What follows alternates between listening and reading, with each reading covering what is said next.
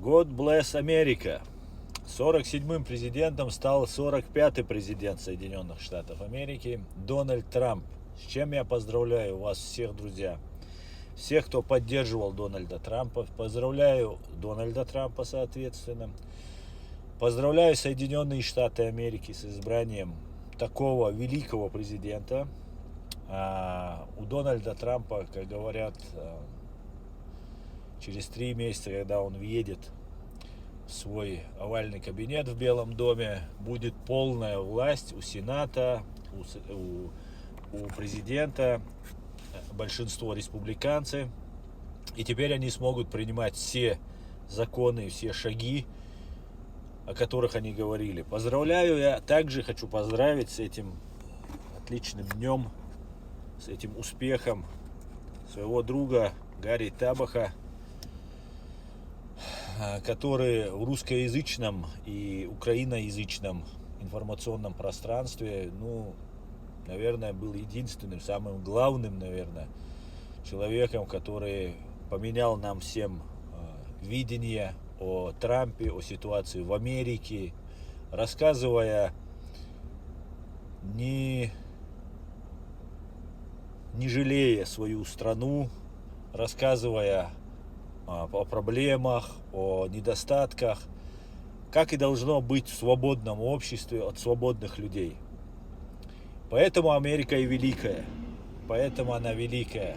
Реально, такие исторические события, которые сейчас происходят, вроде бы кажется, да, обычные выборы, обычно снова избрали американцы себе президента, что здесь такого?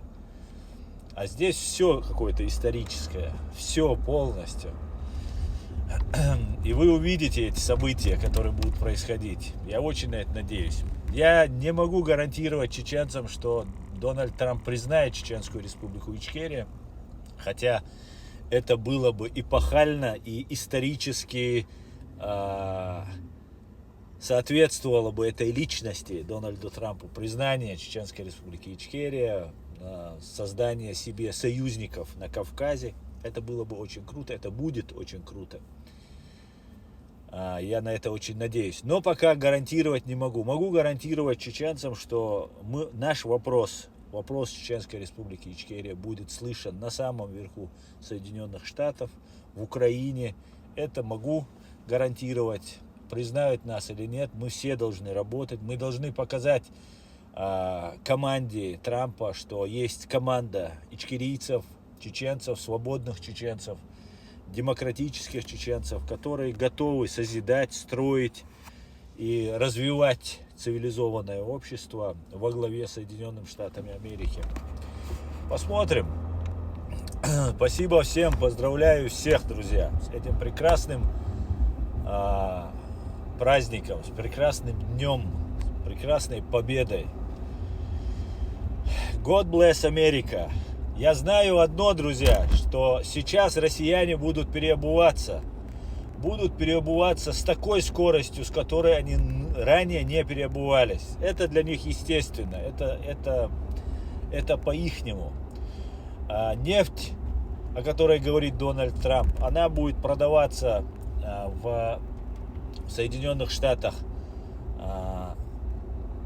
добываться в Соединенных Штатах и будет продаваться во всем мире, что Россия не сможет вести войну против Украины и кого-либо вообще. Я очень надеюсь, что учреждение КГБ СССР будет привлечено к уголовной ответственности, будут рассекречены архивы вот этого террористического образования.